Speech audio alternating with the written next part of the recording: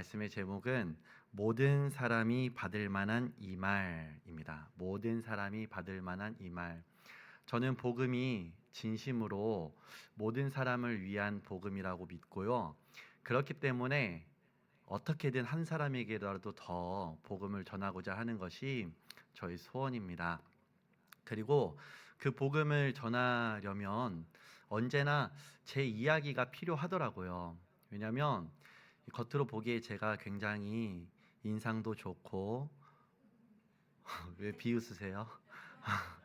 인상도 좋고 그러다 보니까 삶의 풍파도 전혀 안 겪었을 것 같고 그냥 늘 좋은 사람이었을 것 같고 뭐 그렇다 보니까 이게 좀 오해가 있는데, 제가 원래 하나님이 없었으면 소망이 없었던 사람이었다는 것, 그것을 꼭 이야기를 해야 하고, 또 그렇게 이야기를 하면서 사실 이게 처음에는 걱정이 됐었어요.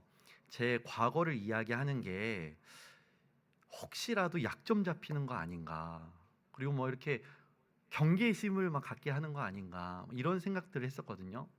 그런데 그랬던 경우는 제 기억엔 없고요. 오히려 제 어떤 어두운 과거나 어떤 아팠던 상처들을 이야기하면 그게 공감이 되고 위로가 되고 또 복음의 문을 여는 통로가 되더라고요. 그래서 저는 복음을 전하면서 제 이야기를 간략하게라도 좀 이렇게 합니다. 복음을 듣기 전에 저의 삶은 어떠했는지, 그리고 저를 만나 주신 하나님의 은혜가 제 삶을 어떻게 변화시켜 왔는지, 그래서 저는 앞으로 어떻게 살기를 원하는지, 이런 제 개인적인 이야기를 담아서 이제 복음을 전하게 되는 것이죠. 근데 이게 사실은 제 혼자만의 아이디어는 아니고 제가 가장 많이 영감을 받은 게 사실은 사도 바울이에요. 사도 바울이 보면 자기의 과거를 숨기지 않아요. 그리고 늘상 고백하는 게 뭐냐면 나는 지극히 작은 자입니다. 그리고 오늘 본문에서는 내가 죄인 중에 괴수입니다. 그러니까 자기를 끊임없이 낮추고 자기가 생각하는 바대로 그냥 솔직하게 이야기합니다. 조금도 포장하지 않고요. 조금 더 껍데기를 씌우지 않습니다. 그냥 있는 모습 그대로를, 또 생각하는 모습 그대로를 솔직하게 이야기하면서, 그렇기 때문에 나에게 주신 하나님의 은혜가 얼마나 귀하고 감사한지를 정말 진정성 있게 이야기하더라고요. 그래서 저도 그렇게 살기를 원하는 거예요. 앞으로도 계속 그렇게 살기를 원하는 것이죠. 그리고 이렇게 제 과거를 생각하면 생각할수록 감사를 고백하게 됩니다. 지금 이렇게 살 수 있는 것이 전적으로 하나님의 은혜이고, 하나님이 저를 긍휼히 여겨주셨기 때문에 저에게 시작된 새로운 삶이기 때문에 감사하지 않을 수 없는 거예요. 그러니까 이 과거를 생각하는 게 저에게는 트라우마가 아니고 그게 오히려 하나님의 은혜를 돋보이게 하는, 그리고 하나님의 은혜를 더 깊이 감격하게 하는 수단이 됩니다. 그래서 이제 과거 이야기를 하는 것이죠. 오늘은 학교에서 예배가 있었는데요. 오늘 특별히 제가 설교하는 날이었습니다. 그래서 오늘은 좀 특별하게 졸업한 친구들도 초대하면 좋겠다, 그런 생각을 했어요. 그래서 졸업한 친구들한테 연락을 돌렸습니다. 오늘 학교 예배 같이 와가지고 드리면 어떠냐. 또 이제 그러다 보니까 졸업생들이 그냥 와서 예배 참여하는 것보다도 예배 찬양팀을 함께하면 좋겠다는 생각이 들더라고요. 그래서 찬양팀을 졸업생으로 꾸렸습니다. 그리고 이제 졸업생들이 엄청 막 두근두근 하면서 오더라고요. 제가 예배 저랑 함께 연습하는 거는 11시 반, 11시 반에 같이 밥 먹고 1시간 열심히 연습한 다음에 1시 반에 예배 드리자, 이제 이렇게 했는데 애들이 자기는 좀 더 일찍 와서 연습을 하겠다는 거예요. 그래가지고 뭐 8시부터 와가지고 뭐 개인 연습하고 합주 연습하고 막 그랬더라고요. 그리고 11시 반에 이제 저랑 밥 먹으려고 하는데 애들이 너무 막 두근거려가지고 밥을 못 먹는 거예요. 너무 막 떨린대요. 막 이게 뭐라고 이렇게 떨리죠 하면서 밥도 제대로 못 먹더라고요. 그래서 이제 졸업생들이랑 예배를 드리고, 제가 졸업생이나 재학생에게나 꼭 해주고 싶었던 이야기를 말씀으로 전했습니다. 그게 무엇이냐면 하나님께서 모든 일을 하신다는 메시지였어요. 하나님께서 모든 일을 하신다. 누구를 위해서? 하나님을 사랑하는 사람들을 위해서. 로마서 8장 28절의 내용인데, 하나님께서 하나님을 사랑하는 사람들, 곧 그의 뜻대로 부르심을 받은 자들을 위해서 모든 것을 합력하여 선을 이루신다 하는 그 구절 있잖아요. 그 구절로 말씀을 전한 거예요. 근데 하나님께서 모든 일을 행하시는데, 그리고 그것이 모든 일이 다 우리를 위한 일인데, 그 모든 일에는 우리 입장에서 좋은 일도 있고 나쁜 일도 있어요. 이해가 되는 일도 있고 이해가 되지 않는 일도 있어요. 그런데 그 모든 것을 사용하셔서 우리에게 선이 되게 하신다. 이것이 하나님의 일이다. 그래서 우리가 할 일은 하나님을 사랑하는 일이다. 하나님을 사랑하는 일이다. 그리고 어려운 일 당했을 때 하나님께 기도하는 거다. 하나님 저 힘들어요. 하나님 저 살려주세요. 하나님 저 도와주세요. 그러면 하나님이 일하신다. 그래서 재학생이건 졸업생이건 사실 이제 우리 학생 때 이런 착각하거든요. 나도 성인 되면 내 인생 얼마나 멋져질까? 엄청난 착각이지 않습니까? 사실은 더 어려운 일들이 주어지잖아요. 졸업생들이 그걸 막 느끼고 있거든요. 그래서 오늘 예배에 온 졸업생이건 그리고 함께 예배를 하는 재학생이건 할 것 없이 모두 다 이것을 꼭 기억했으면 좋겠는 거예요. 어려운 일 당할 때에 하나님이 나와 함께 하신다. 하나님이 나를 도와주신다. 사방이 막혀 있는 것 같아도 하나님이 피할 길을 열어주시고 하나님의 뜻대로 문을 열어주신다. 하나님 손 꼭 붙잡고 가면 너의 인생 이대로 끝나지 않고 반드시 멋지게 아름답게 꽃 피우고 반짝반짝 빛나는 별처럼 너희들의 인생이 그렇게 아름답게 빛날 것이다. 이런 이야기들을 이제 전했거든요. 근데 그 전하는 과정에서 제 이야기를 할 수밖에 없었어요. 그러면서 제 이제 과거의 저의 어떤 실수들, 실패들, 잘못들 이런 것들을 이야기했던 것이죠. 근데 이제는 전혀 그런 거는 전혀 거리낌이 없고 두렵지도 않고 그냥 사실은 저에게는 그게 상처이고 아픔이고 그러지 않아서 아무 문제가 없습니다. 오늘 애들이랑 나눈 이야기 중에 이런 얘기가 있었는데요. 사실 저는 교사가 될 수 없는 사람입니다. 왜냐하면 이제 교사가 되려면 모두가 다 하나의 과정을 거쳐야 되는데 교생 실습이거든요. 저는 사실 교생 실습을 못할 뻔했어요. 왜냐하면 제가 신청했던 학교가 갑자기 사정이 생겨가지고 교생을 못 받는다는 거예요. 그래서 저한테 통보가 온 겁니다. 교생을 못 받는다고 통보가 왔어요. 그때가 이제 4학년 1학기. 근데 제가 그때 뭐 때문인지 기억이 안 나는데 굉장히 삶이 힘들었고 여유가 없었어요. 그래서 그냥 교생 실습 못한다 이 얘기를 들었는데 더 노력하고 싶지 않은 거예요. 에이 그냥 안 되면 안 되는 거지 하고서는 교생 실습을 안 할 생각으로 그냥 드랍을 했어요. 그 교생 실습 과목을 취소했어요. 그리고 이제 마지막 날 그러니까 수강 신청을 변경할 수 있는 마지막 날이 되었어요. 저는 그냥 까맣게 잊고 있었어요. 그런데 길을 걷다가 교수님 한 분을 마주쳤어요. 근데 그 교수님이 갑자기 대뜸 이렇게 얘기하는 거예요. 선을 씨, 교생 실습 어떻게 됐어요? 갑자기 그냥 그게 인사였어요. 선을 씨, 교생 실습 어떻게 됐어요? 그래서 그냥 저는 제가 이러이러한 사정이 생겨가지고 그냥 안 하려고 합니다. 저는 어차피 교회 목사 될 거여가지고 저는 상관없습니다. 이렇게 얘기했거든요. 근데 그 교수님이 갑자기 가만히 있어봐요 하더니 휴대폰을 꺼내가지고 전화를 하는 거예요. 그러더니 뭐라고 통화를 해요. 그러더니 끊더니 교생 실습 됐다는 거예요. 가면 된다는 거예요. 그 학교 가면 된대요. 그렇게 교생 실습을 했어요. 그러니까 교사로 전혀 뜻이 없었습니다. 학교에서 학생들을 만날이라고 생각을 전혀 하지 않았습니다. 그리고 교생 실습의 문이 막혔을 때도 제 개인적인 삶이 너무 힘들고 여유가 없어서 더 도전할 의지도 없었습니다. 그런데 하나님은 그 모든 과정에 저와 함께 하셨습니다. 그리고 하나님의 뜻대로 저를 이끌어 가셨습니다. 그래서 거기에서 교수님을 만나게 하셨고 교수님에게 제 안부를 물어보는데 하필 교생 실습에 대한 안부를 물어보게 하시고 그 모든 대화의 과정에서 하나님이 세밀하게 역사해 주셨다는 것을 제가 오늘에 와서야 이제 알게 되는 것이죠. 그때 그 우연한 계기, 누군가는 그 정말 우연한 계기 말할 만한 그것이 저에게서 있어서는 하나님의 놀라운 역사이고 하나님의 신비이고 하나님의 세심한 인도하심입니다. 그래서 제가 오늘 그렇게 학교에서 학생들을 만날 수 있고 학생들에게 이 복음의 소식을 나눌 수 있는 것이죠. 오늘도 예배를 드리고 나는데 그렇게 아이들에게 전하고 났는데 나오는데 이런저런 감사 인사를 막 하는 거예요. 저한테 목사님 말씀 들으면서 왠지 모르게 눈물이 막 났어요. 목사님 저 기독교랑 좀 잘 맞는 것 같아요. 저 교회를 좀 한번 다녀볼까 해요. 뭐 이런 말들 하는 거예요. 그리고 돌아오는 길에도 한 선생님이 이제 퇴근길에 차에서 전화를 하셨어요. 그래가지고 목사님 이거 생각났을 때 빨리 얘기해야 될 것 같아서 운전 중에 전화 드렸어요 하면서 목사님 말씀을 듣는데 자기 반 아이가 생각났다는 거예요. 그래서 이 아이를 목사님 교회로 꼭 인도해주고 싶다는 거예요. 그래서 그 친구가 아마 곧 올 거예요. 곧 올 건데 수련회도 좀 보냈으면 좋겠고 막 이렇게 목사님 교회에서 좀 신앙생활 했으면 좋겠다 이런 얘기를 하는 거예요.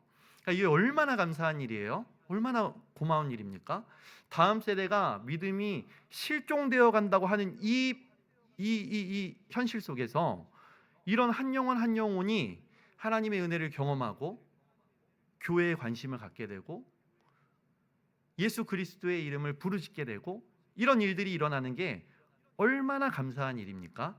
이 일이 계속해서 일어나길 원하고 당연히 일어나야 하는 것은 복음은 모든 사람이 받을 만한 말씀이기 때문입니다.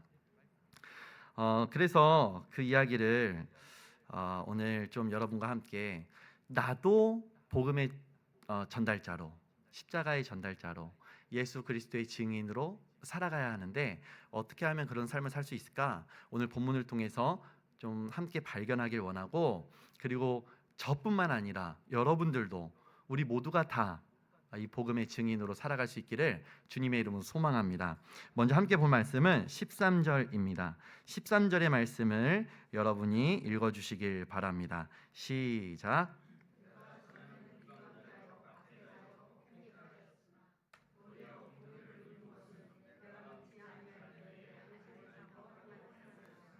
아멘. 바울은 자기 자신을 세 단어로 표현하는데요. 비방자였다, 박해자였다, 폭행자였다. 바울은 자신이 이러한 존재였다라고 숨기지 않고 이야기를 합니다. 그런데 이 표현을 새한글 성경으로 보면 이렇게 되어 있어요.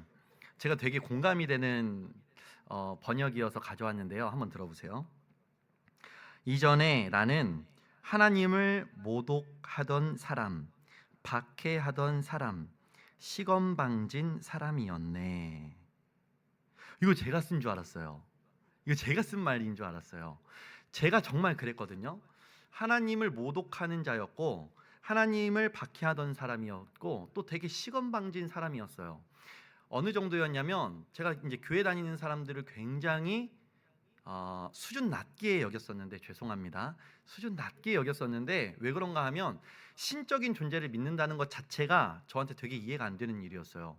자기 스스로의 힘과 지혜로 살아갈 힘이 없다고 인정하는 것처럼 생각되었어요. 저는 무능한 자입니다. 저는 홀로 살아갈 수 없는 자입니다. 그래서 저는 신적인 존재를 의지할 수밖에 없습니다. 이렇게 이야기하는 것 같아서 저는 또래 아이들 중에서 교회 다니는 애들이 있으면 되게 무시했어요. 그냥 진짜로 대놓고 무시했어요. 왜 그런 데를 다니냐 하면서. 그리고 수업 시간에도 이제 선생님들 중에서 비교적 이제 교회에 이제 좀 이렇게 적대적인 그 감정을 가지고 있는 선생님들 있잖아요. 그런 선생님들을 이렇게 가만히 이렇게 파악하고 있다가 그 선생님 수업 시간이 되면 제가 일부러 막 화두를 꺼내고 그랬어요. 선생님, 지난주 뉴스 보셨어요? 교회에서 뭐 이런 사건들이 저런 사건들이 있었다는데 뉴스 보셨어요? 하면서 막 같이 교회 욕하고 그리고 막 교회 다니는 애들 막 머리 못 들게 고개 못 들게 막 그렇게 막 무안하게 하고 막 그랬었거든요. 그러니까 이게 저는 그냥 비유적인 표현이 아니고 하나님을 모독하고 하나님을 박해하고 시건방진 사람이었다는 게 제 과거에 사실 있는 모습 그대로예요. 제가 정말 그랬어요. 그래서 사실은 제가 정말 이해 안 되는 것은 왜 나 같은 사람을 만나 주셨는가였어요. 나는 하나님 모독했고 하나님 박해했고 굉장히 시건방진 사람이었는데 왜 나 같은 사람을 만나 주셨을까? 그냥 솔직하게 얘기하면 저 같은 사람은 포기해야 맞잖아요. 그냥 버리셔야 맞잖아요. 저 같은 사람 안 만나 주셔도 아무도 뭐라고 안 할 거거든요. 정말 그게 이해가 안 됐어요. 인간적으로 생각하면 저같이 공격적인 사람은 하나님을 만날 일말의 가능성도 없는 게 맞았어요. 그게 제 생각이었어요. 그런데 제가 경험해 본 바로는 하나님의 긍휼이 미치지 않는 곳이 없었어요. 그러니까 저 같은 자에게도 하나님의 긍휼이 임하는 거예요. 사도 바울의 고백이 정말 맞습니다. 사도 바울이 13절에서 고백하는 것처럼 내가 전에는 비방자였고 박해자였고 폭행자였으나 도리어 긍휼을 입었다. 이게 정말 맞아요. 저도 그래요. 저도 하나님 앞에 굉장히 시건방진 사람이었는데 하나님 모독하고 하나님 박해하고 스스로 잘난 체하기 바쁜 사람이었는데 이럴 수가. 저에게도 하나님의 긍휼이 임하는 거예요. 이걸 뭐라고 합니까? 긍휼 받지 못할 만한 자가 긍휼을 입었다. 이걸 뭐라 그래요? 한 단어로 은혜라고 하죠. 은혜예요. 이 은혜가 우리를 살게 합니다. 이 은혜로 우리는 믿음을 갖게 되고 이 은혜로 우리는 사랑을 받고 사랑을 나누는 자가 돼요. 그래서 제가 교회에서 정말 우리가 기억해야 하는 것은 열심히 믿으십시오, 열심히 사랑하십시오, 이런 정도의 권면이 아니고 사실은 이렇게 권면해야 맞습니다. 은혜를 입으십시오. 은혜를 사모하십시오. 그 은혜가 여러분을 믿는 자 되게 하실 겁니다. 그 은혜가 여러분을 사랑하는 자 되게 하실 겁니다. 이 권면이 맞아요. 정확히 바울도 그 권면을 합니다. 14절입니다. 자, 14절의 말씀을 읽겠습니다. 시작. 우리 주의 은혜가 그리스도 예수 안에 있는 믿음과 사랑과 함께 넘치도록 풍성하였도다. 아멘. 은혜가 하는 일이 뭐냐면 불신으로 가득했던 내 영혼을 바꾸어서 믿는 자 되게 하는 거예요. 이게 은혜의 역할이에요. 사랑하지 못하고 미움이 가득했던 이 존재에게 사랑을 충만하게 부어주셔서 그 사랑을 나누는 자 되게 하시는 것, 이게 은혜의 역할입니다. 그래서 우리가 서로에게 사랑으로 권면할 때는 좀 믿으세요, 좀 사랑하세요, 그만 좀 미워하세요, 이런 말들이 사실은 우리에게 제대로 된 해답을 주지 못해요. 사랑하려고 해봤죠. 근데 사랑이 안 되잖아요. 믿어보려고 했죠. 근데 잘 안 믿어지잖아요. 계속 불안하고 계속 분노하고 그게 우리의 실존이잖아요. 그래서 제대로 된 권면은 무엇이냐면 은혜를 구하십시오. 은혜를 사모하십시오. 그 은혜가 여러분을 믿게 만들어 줄 겁니다. 그 은혜가 여러분을 사랑하는 자 되게 하실 겁니다. 저와 여러분이 서로에게 권면할 때 바로 이 은혜를 권면할 수 있기를 주님의 이름으로 축복합니다. 은혜를 권면할 때 하나님이 하십니다. 하나님이 변화시키십니다. 하나님이 나를 내 모든 불신을 몰아내 주시고 내 안에 믿음을 가득 채워주십니다. 하나님이 내 안에 은혜를 부어주실 때 내 안에 미움이 사라지고 그동안에 정말 사랑할 수 없었던 그 사람도 사랑할 수 있게 만드십니다. 이 모든 것이 하나님의 은혜인 줄로 믿습니다. 자, 사도 바울은 15절에 복음을 정말 압축해서 이렇게 선포합니다. 15절의 말씀, 우리가 전해야 할 복음의 제목인데요. 우리 함께 큰 목소리로 읽어보겠습니다. 시작. 미쁘다 모든 사람이 받을 만한 이 말이여 그리스도 예수께서 죄인을 구원하시려고 세상에 임하셨다 하였도다. 죄인 중에 내가 괴순이라. 아멘. 미쁘다 이것은 정말 참되고 신실하다라는 말씀입니다. 미쁘다는 뭐라고요? 이 말은 정말 참되고 신실하다라는 뜻입니다. 정말 참되고 신실하다라고 하는 이 말씀은 무엇일까요? 이 말씀은 첫 번째, 모든 사람이 받을 만한 말입니다. 모든 사람이 받을 만한 말이라는 것은 복음의 범위를 의미하는데요. 복음의 범위는 우주적입니다. 뭐라고요? 복음의 범위는 우주적입니다. 그래서 복음은 교회 안에 갇혀 있지 않아요. 복음은 믿는 자에게 갇혀 있지 않아요. 복음은 교회 밖에서도 유효하고, 복음은 믿지 않는 자들에게도 유효해야 합니다. 왜냐하면 복음은 모든 사람에게 해당되는 말씀이기 때문입니다. 그래서 우리의 언어가 조금 바뀌었으면 좋겠어요. 그러니까 이 복음을 표현할 때 너무 교회 안에서만 익숙한 언어로 표현되지 않았으면 좋겠어요. 왜냐하면 교회 밖에도 복음은 전해져야 하기 때문입니다. 그래서 어린아이들 만날 때는 어린아이의 언어로 이야기해 줘야 돼요. 교회 밖 사람들을 만날 때는 교회 밖 사람들이 잘 이해할 만한 말로 해줘야 돼요. 새가족이 왔을 때도 마찬가지예요. 우리 교회는 이런 식이니까 여기에 알아서 적응해서 살아남을 수 있으면 살아남든지 떠나려면 떠나든지, 이거는 절대 있어서는 안 되고요. 그 새가족이 어떻게 교회에 나오게 되었는지, 그 사람의 삶을 이해하고 그 사람의 언어를 이해하고 그 사람의 언어로 표현될 수 있어야 합니다. 복음은 그러해야 해요. 그래서 예수님께서 이 땅에 오신 이유가 무엇입니까? 천상의 언어로 하지 않으시고 이 땅에 육신을 입고 오셔서 인간의 언어로 설명하신 이유가 무엇입니까? 바로 그거예요. 복음은 너희를 위한 거라는 겁니다. 복음은 너희를 위한 거라는 거예요. 그래서 우리의 신앙은 자꾸 배타적이어서는 안 되고 자꾸 확장적으로 열고, 우리 교회 이름 뭡니까? 에바다잖아요. 자꾸 열고 세상을 향해서 나가야 하는 줄로 믿습니다. 왜요? 복음의 범위는 우주적이기 때문입니다. 그래서 자꾸 저는 선교해야 된다고 생각해요. 자꾸 선교해야 됩니다. 자꾸 가능하면 어떻게든, 아직 믿지 않는 자들 만나야 되고요, 어떻게든 때를 얻든지 못 얻든지 복음을 자꾸 전해야 됩니다. 왜냐하면 복음은 우리의 소유가 아니고 복음은 만민을 위한 것이기 때문입니다. 두 번째, 복음의 핵심 내용은 무엇입니까? 그리스도 예수께서 죄인을 구원하시려고 세상에 임하셨다, 이 말입니다.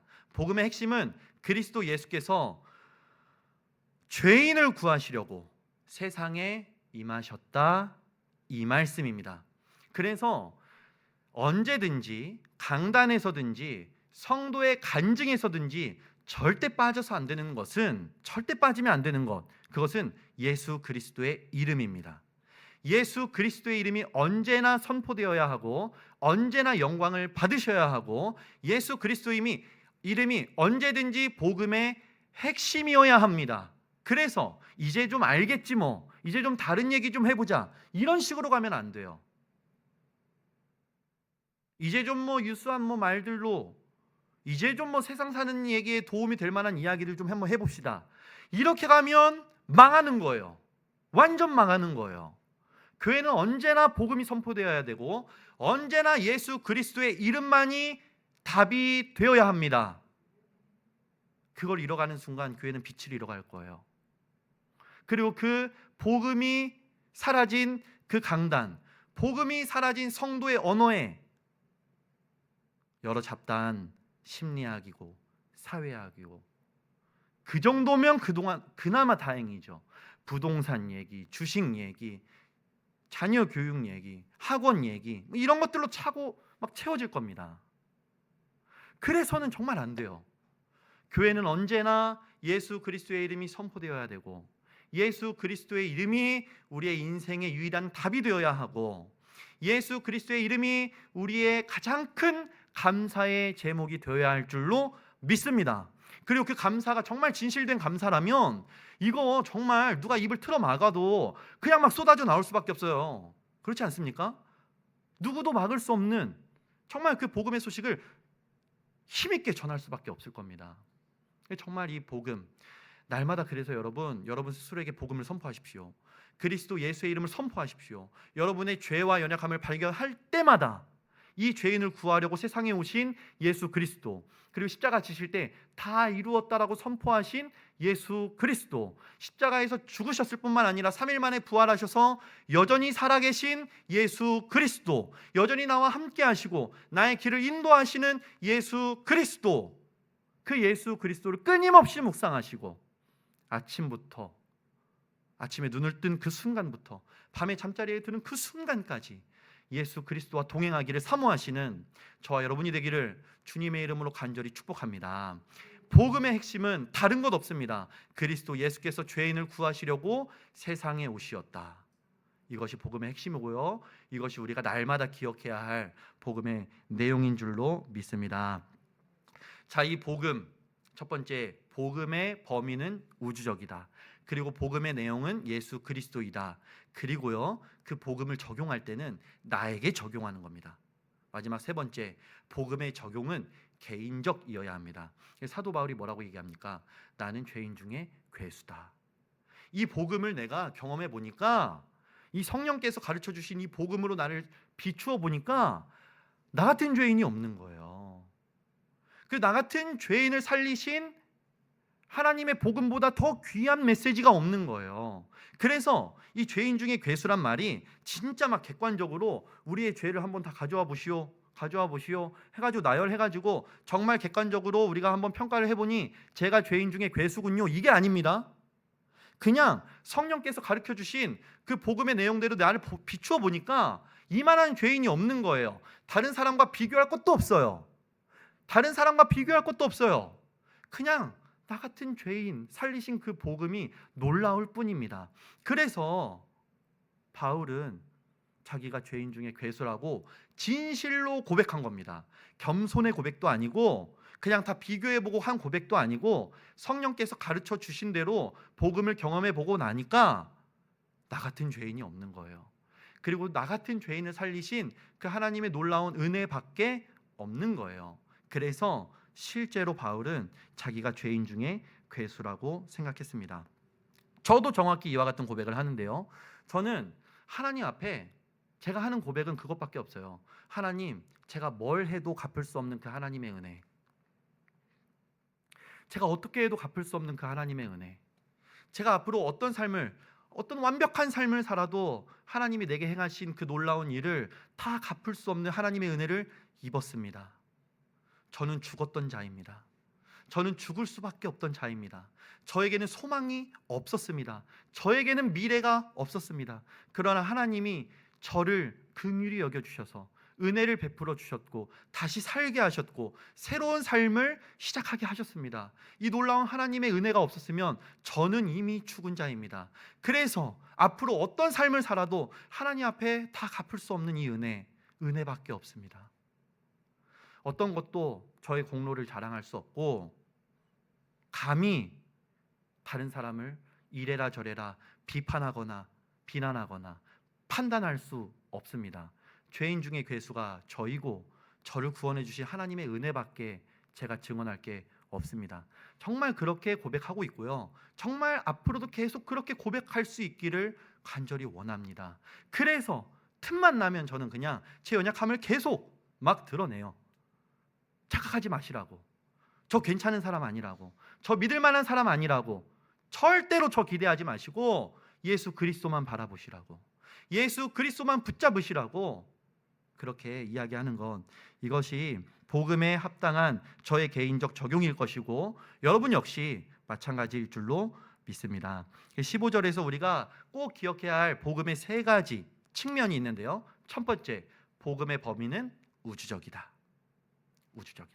두 번째, 복음의 핵심은 예수 그리스도이다. 세 번째, 복음의 적용은 개인적이어야 한다. 나를 향해야 된다. 입니다. 자, 그리고 16절입니다. 자, 이렇게 복음을 경험한 사람은 온통 관심이 미래 세대를 향하게 됩니다. 자, 16절 함께 읽어보겠습니다. 시작.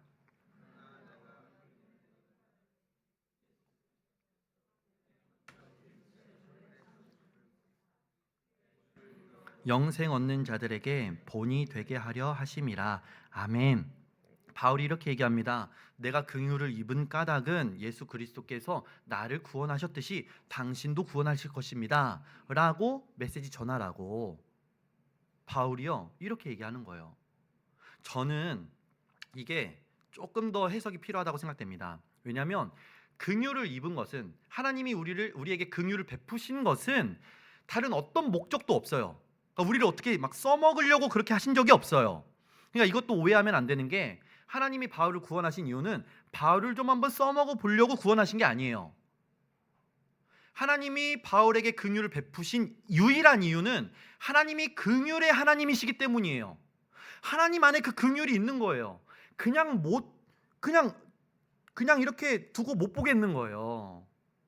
그래서 구원하시는 거예요. 그래서 다른 이유와 목적이 없어요.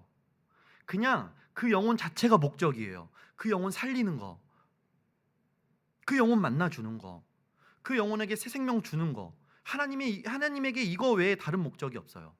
그래서 우리에게 하나님의 긍휼이 임했다, 그것은 우리를 뭐 어떻게 써먹으려고 뭐 이런 거 아니고요. 그냥 우리를 너무 사랑하셔서, 우리 너무 긍휼히 여기셔서 우리를 만나 주신 것뿐입니다. 그런데 그렇게 긍휼이 입은 사람이 그 놀라우신 하나님의 은혜를 경험해 보니까 나만 누릴 수 없는 거예요. 나만 누릴 수가 없어요. 그래서 아직 그 긍휼을 입지 못한 사람들이 자꾸 눈에 밟혀요. 저 사람은 어떻게 하면 좋지? 저 아이는 어떻게 하면 좋지? 이런 관심이 생길 수밖에 없어요. 그래서 사도 바울이 그렇게 고백하게 됩니다.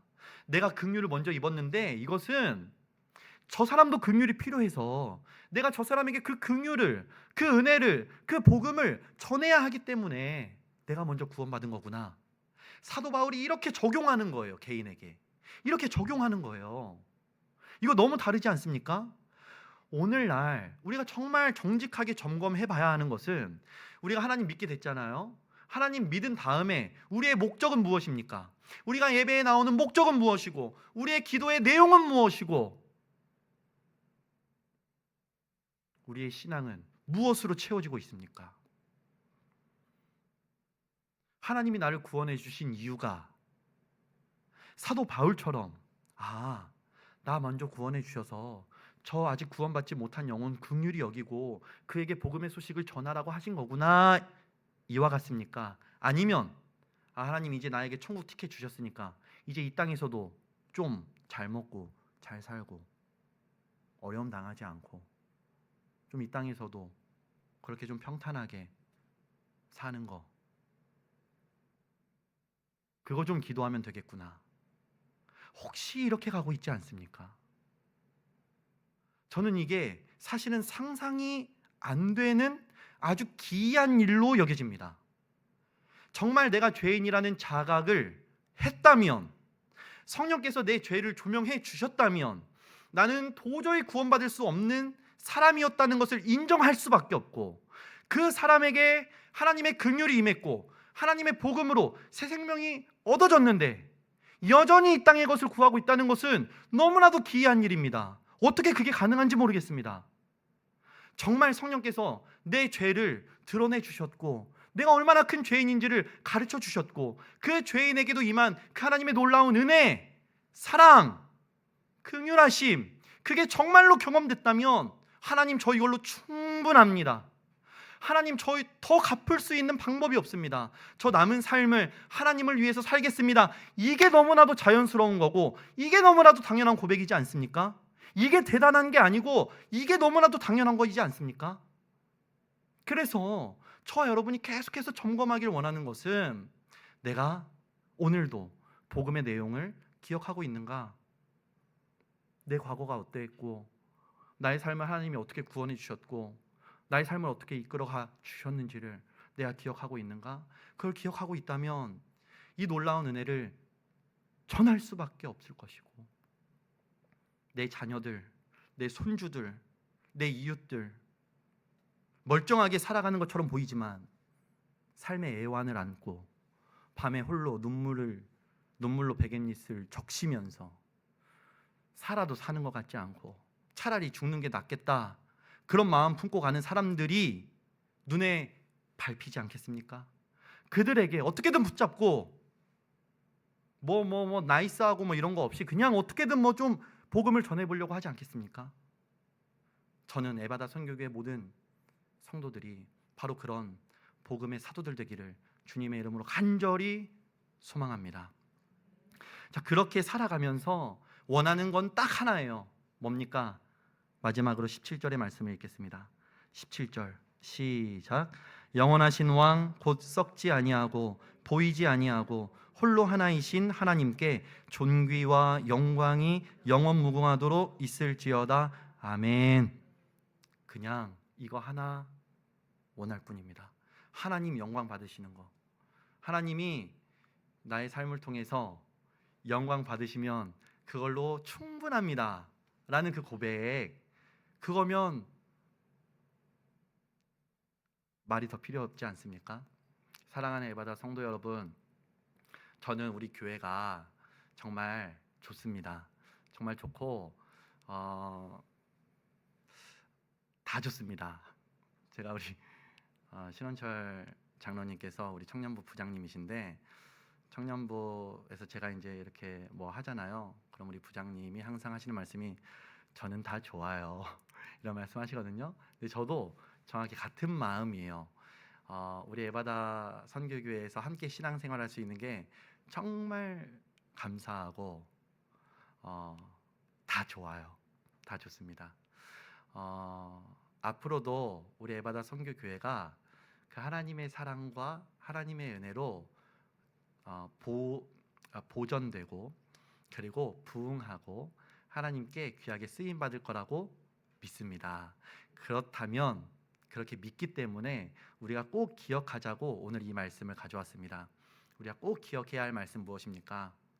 모든 사람이 받을 만한 이 말을 계속해서 우리에게 선포하는 거, 그리고 그 복음만으로 기뻐하고 감사할 수 있는 거, 그리고 이 복음의 소식을 만방에 만민에게 전파하는 거, 아주 단순하지 않습니까? 이거 잘하는 교회 되었으면 좋겠습니다. 이거 잘해서 하나님께 존귀와 영광을 올려드릴 수 있는 교회가 되었으면 좋겠습니다. 오늘 수요예배에 참석하신 여러분이 첫 숟가락을 떼주십시오. 그래서 여러분이 그렇게 복음의 사도로 멋지게 살아가시면 다음 세대들이 또 잘 따라올 겁니다. 그렇게 에바다 선교교회가 하나님께 칭찬받는, 니네 진짜 잘했다, 그렇게 칭찬받는 멋진 교회, 아름다운 교회, 빛나는 교회 되기를 주님의 이름으로 간절히 소망합니다. 하나님 아버지, 모든 것이 하나님의 은혜입니다. 그 은혜로 우리에게 믿음 주셨고 그 은혜로 우리에게 사랑 주셨습니다. 하나님, 날마다 우리에게 필요한 것이 바로 하나님의 은혜입니다. 오늘도 필요하고 내일도 필요합니다. 그 은혜로 하루하루 살아갈 수 있는 우리 모든 성도들 되게 하여 주시옵소서. 우리에게 주신 이 복음을 날마다 기억하길 원합니다. 매일 아침 눈을 떠서 죄인을 구원하시려고 세상에 오신 예수 그리스도께서 나 같은 죄인도 살려주시고 여전히 나와 함께하여 주신다는 그 사실을 기억하게 하여 주옵소서. 그리고 이 복음의 소식을 우리 소중한 사람들에게, 이웃들에게, 그리고 열방에 선포할 수 있는 담대한 믿음도 허락하여 주시옵소서. 그리하여서 우리를 통해 미쁘다 모든 사람이 받을 만한 이 말이여, 이 복음의 역사가 멈추지 않고 끊임없이 온 땅에 선포되게 하여 주시고, 그리하여 하나님의 이름이 높임을 받고 모든 존귀와 영광이 하나님을 향할 수 있도록 하나님 우리를 사용하여 주시옵소서. 하나님의 놀라우신 은혜에 감사드리며 이 모든 말씀 예수 그리스도의 이름으로 기도드립니다. 아멘.